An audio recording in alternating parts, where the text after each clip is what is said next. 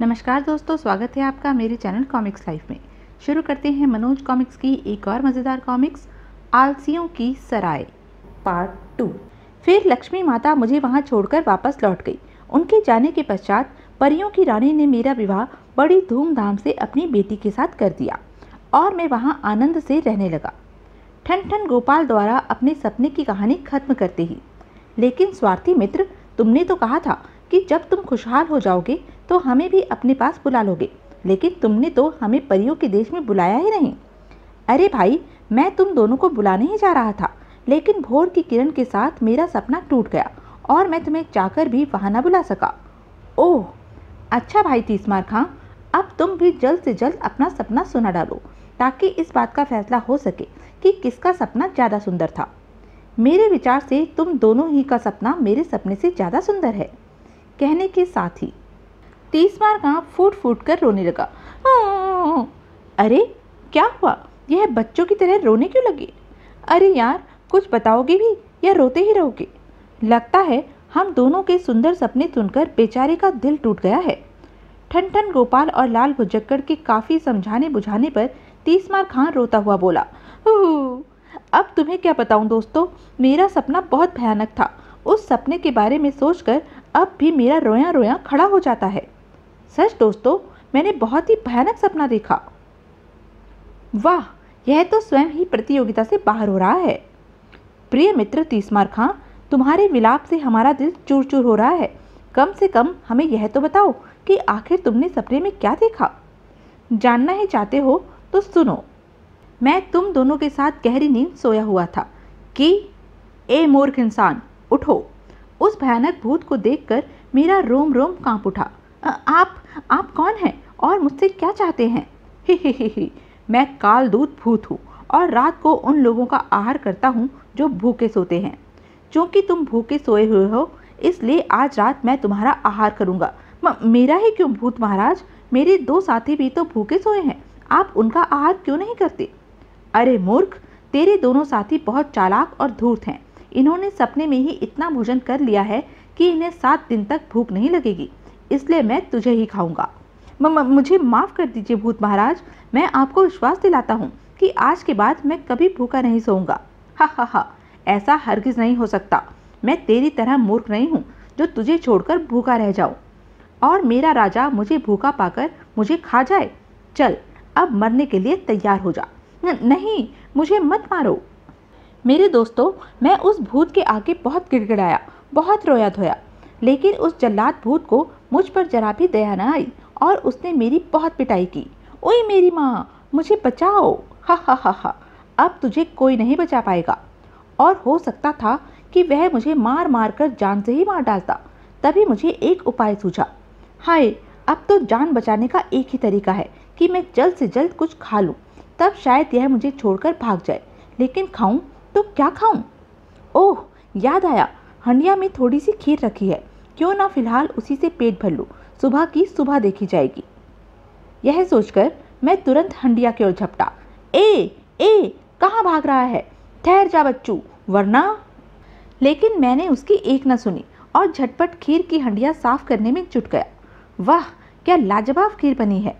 ओह, इस कमबख्त ने तो अपने पेट में भोजन डाल लिया है। अब मैं इसे नहीं खा सकता। मुझे तुरंत चलकर किसी दूसरे शिकार की तलाश करनी चाहिए, वरना सुबह मुझे भूखा पाकर मेरा राजा मुझे ही खा जाएगा। और भूत तुरंत वहां से भाग खड़ा हुआ। हे ईश्वर, तेरा लाख लाख धन्यवाद, जो जान बची लाखों पाए।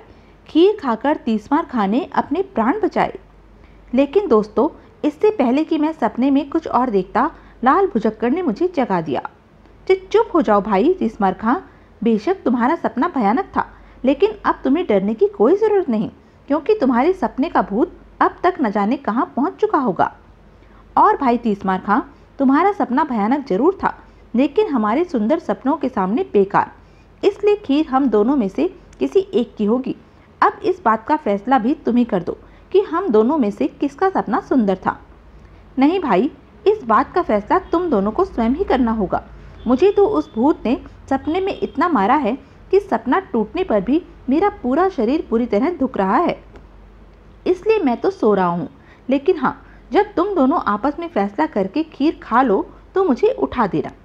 ठीक है, कहकर तीसमार खां अपने स्थान पर लेट गया और जल्द ही खर्राटे भरने लगा। भाई ठन ठन, वह बेचारा तो दर्द के मारे सो गया, लेकिन हमारे पेट में जो दर्द हो रहा है वह तभी दूर होगा जब हमारे पेट में कुछ पड़ेगा। क्यों ना हम ज़्यादा बहस में पड़ने की बजाय खीर आपस में आधी आधी बांट कर खा लें।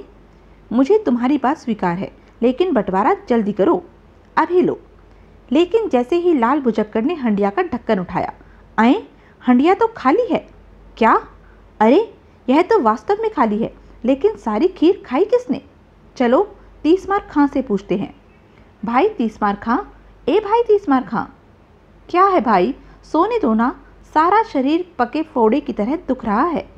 भाई हंडिया खाली है, क्या तुम बता सकते हो कि खीर कहाँ गई? भाई मैं तुम्हें पहले ही सारा किस्सा बता चुका हूँ, हो सकता है भूत की मार के डर से मैं ही सपने में सारी खीर खा गया हूँ। आए ठन ठन भाई, यह कमबख्त तो सपने में सारी खीर साफ कर गया। सपने में नहीं भाई, पूरे होशो हवास में खा गया है, यानी हम दोनों से इसका सपना सबसे ज़्यादा सुंदर रहा। कितने मज़े से यह हमें बेवकूफ़ बना गया। वह तो ठीक है भाई, लेकिन अब इस पेट का क्या करें? चूहे तो अब इसमें बड़ी तेज़ी से कुलांचे भरने लगे हैं। यही हाल मेरा भी है।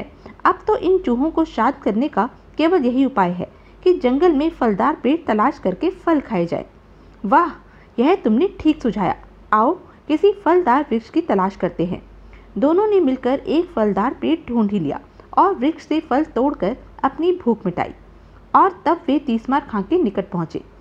चलो यारो, अब मैं सफ़र करने के लिए बिल्कुल ताज़ा दम हूँ। सत्यानाश हो जाए तेरा, तूने हमें खूब बेवकूफ़ बनाया। खैर, हम भी तुझे देख लेंगे। और दोनों मन ही मन कुनमुनाते हुए तीसमार खां के साथ आगे बढ़ चले। चलते चलते वे संध्या ढलने तक एक शहर में जा पहुँचे। यार, हमें सफ़र करते हुए 10 दिन हो गए, लेकिन अब तक हमने किसी से यह मालूम नहीं किया कि बद्रीनाथ कहाँ है और हम सही दिशा में आगे बढ़ भी रहे हैं या नहीं। अरे हाँ, यह तो सचमुच हमसे भूल ही हो गई, लेकिन अब हमें क्या करना चाहिए? घबराने की कोई बात नहीं है दोस्तों, यह बात देर से सूझी लेकिन दुरुस्त सूझी। चलो, वे जो साधु महाराज बैठे हैं उनसे ही बद्रीनाथ का मार्ग पूछते हैं। तीनों उस साधु के पास पहुँचे। प्रणाम महाराज। सुखी रहो बच्चों, कहो क्या बात है? महाराज, हम बद्रीनाथ जी की यात्रा पर निकले हैं, लेकिन हम यह नहीं जानते कि बद्रीनाथ जी का पवित्र स्थान कहाँ है और हम सही मार्ग पर चल भी रहे हैं अथवा नहीं। क्या आप हमारा मार्गदर्शन कर सकेंगे? अरे बेटा, इस मार्ग पर बद्रीनाथ कहाँ है? तुम लोगों ने तो गलत मार्ग पकड़ा है। बद्रीनाथ धाम तो यहाँ से ठीक विपरीत दिशा में है, यानी जहाँ से तुम लोग आ रहे हो उसी दिशा में है। क्या? आए, हे प्रभु! महाराज, फिर तो हमारी सारी मेहनत और लगन पर पानी फिर गया। लगता है अब हम लोग कभी बद्रीनाथ की यात्रा नहीं कर पाएंगे।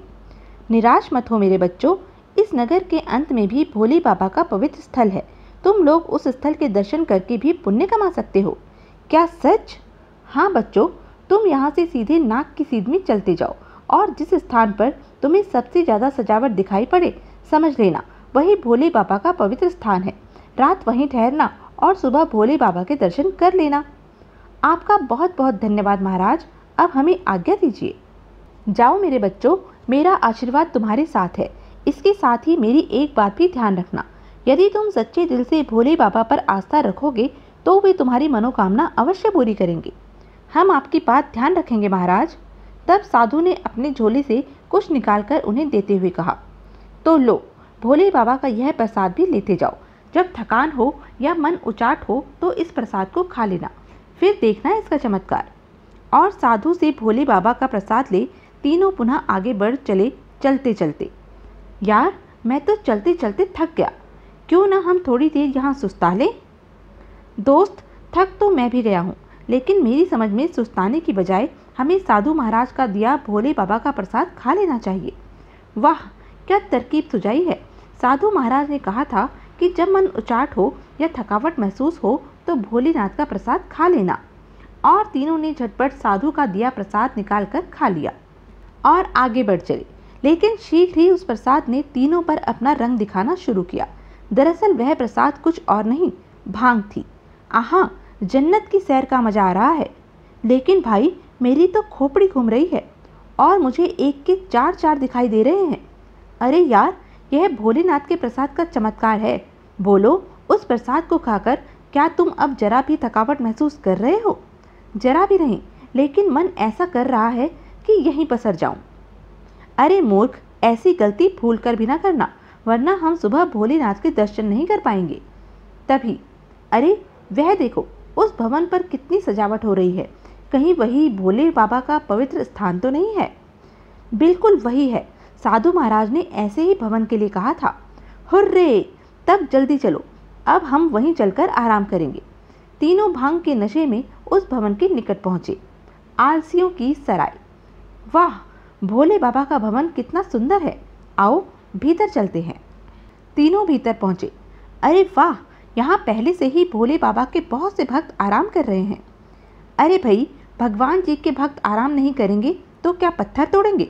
चलो किसी खाली जगह पर हम तीनों भी आराम करते हैं। तीनों एक खाली कमरे में जाकर सो गए और शीघ्र ही उनके खर्राटे वहां गूंजने लगे। दरअसल वह भवन एक सराय थी, जिसे उस देश के राजा ने विशेष रूप से आलसियों के ठहरने के लिए बनवाया था। उस सराय में देश भर के आलसी ही आकर ठहरते थे और उन्हें राजा की ओर से मुफ्त में खाना खिलाया पिलाया जाता था तथा उनकी ज़रूरतों का पूरा ध्यान रखा जाता था। लेकिन अब इसे तीसमार खां, ठनठन गोपाल और लाल भुजक्कड़ का सौभाग्य कहिए या दुर्भाग्य कि उस रात उस देश के राजा को एक सनक सवार हुई। महामंत्री जी, हमने जो आलसियों के रहने के लिए सराय खुलवा रखी है, हम जानना चाहते हैं कि वहाँ वास्तव में आलसी ही रहते हैं या पाखंडी? वहाँ आलसी ही ठहरते हैं महाराज। भला झूठ मूठ का आलसी बनकर कौन अपनी मौत को दावत देने के लिए ठहरेगा? पूरा नगर जानता है कि ऐसे धोखेबाजों को कठोर से कठोर सजा दी जाएगी। फिर भी हम इस बात की परीक्षा करना चाहते हैं महामंत्री जी। तो हुक्म कीजिए महाराज, आप किस तरह उन आलसियों की परीक्षा लेना चाहते हैं? आप ऐसा कीजिए, आज ही रात उस सराय में आग लगवा दीजिए। आग? यह आप क्या कह रहे हैं महाराज? सराय में आग लगाने से वहाँ ठहरे आलसी मारे जाएंगे? नहीं, ऐसा नहीं होगा। जो असली आलसी होगा उसे अंत में बचा लिया जाएगा और जो नकली होंगे वे स्वयं ही आग के भय से भाग जाएंगे। ओह, मैं आपका अभिप्राय समझ गया महाराज। महामंत्री जी ने उसी समय कुछ सैनिकों के साथ जाकर सराय में आग लगा दी। शीघ्र ही सराय में भगदड़ मच गई। आग, आग, भागो भागो, आग, आग। शोर सुनकर ठनठन गोपाल, लाल भुजक्कड़ और तीसमार खां की भी नींद टूट गई, लेकिन अब भी वे भांग के नशे में थे। आग, आग, भागो भागो। यार, ये भक्त लोग तो बड़े ढोंगी निकले। भोले बाबा की शरण में रहते हुए भी आग से भयभीत होकर भाग रहे हैं। बुज़दिल कहेंगे। जाने दो यारो, तुम लोग क्यों उनकी चिंता करते हो? आराम से सो। भोलेनाथ के रहते आग हमारा कुछ नहीं बिगाड़ेगी। देखते ही देखते पूरी सराय आलसियों से खाली हो गई। महामंत्री जी, सिवाय इन तीनों के सारे आलसी भाग गए। कमबख्त सारे आलसी नकली थे, सिवाय इन तीनों को छोड़कर। चलो अब जल्दी से आग बुझाने का कार्य करो। कल सुबह हम इन तीनों को महाराज के सामने पेश करेंगे। जो आज्ञा। और सैनिक तुरंत आग बुझाने के कार्य में जुट गए। थोड़ी देर बाद आग बुझ गई। सुबह जब उन तीनों की नशे के साथ साथ नींद भी टूटी, आहा, हम तीनों जिंदा हैं और आग भी अपने आप बुझ चुकी है। अरे दोस्तों, मैं ना कहता था, भोलेनाथ की शरण में रहने वाले का कोई कुछ नहीं बिगाड़ सकता, फिर आग क्या चीज़ है? सच दोस्त, तुम बिल्कुल ठीक कहते थे। तभी, तुम तीनों को महाराज ने याद किया है। चलो। आहा, महाराज यानी भोलेनाथ ने? और क्या तुम उनके दूत हो? हमारे महाराज का नाम भोलेनाथ नहीं बल्कि चंद्रसेन है और हम उनके सैनिक हैं। क्या? फिर जब उन्हें सैनिकों से सारी असलियत का पता चला तो तीनों ठगे से खड़े रह गए। कमाल है, यह भोलेनाथ के पवित्र स्थान की जगह हम आलसियों की सराय में कैसे पहुंच गए? सैनिक तीनों को अपने राजा के पास ले गए और राजा ने उन्हें सच्चा आलसी जानकर ढेर सारा धन इनाम में दिया। महाराज अमर रहें, आलसियों के रक्षक जिंदाबाद, भोले बाबा के भक्त जिंदाबाद। रास्ते में, देखो यारो, इसे कहते हैं भोले बाबा मेहरबान तो भक्त हों धनवान। यारो, अभी तो हमने भोले बाबा के दर्शन भी नहीं किए, तब उनकी ओर से यह इनाम है। जब हम उनके दर्शन कर लेंगे तो वे कितने मेहरबान होंगे। बस समझ लो, हम तीनों की 10 उंगलियां घी में होंगी और सिर कढ़ाई में। चलो अब घर वापस चलते हैं। इतने सारे धन के साथ सफ़र करना खतरे से खाली नहीं होगा। अब घर चलकर भोलेनाथ का मंदिर बनवाएंगे और उनके जी भरकर दर्शन करेंगे। भोले बाबा की जय, जय भोलेनाथ की। तो यह थी मनोज कॉमिक्स की एक मज़ेदार कॉमिक्स। ऐसी ही मज़ेदार कॉमिक्स के लिए बने रहें मेरे साथ। और हाँ, मेरे चैनल को लाइक, शेयर और सब्सक्राइब करना ना भूलें। धन्यवाद।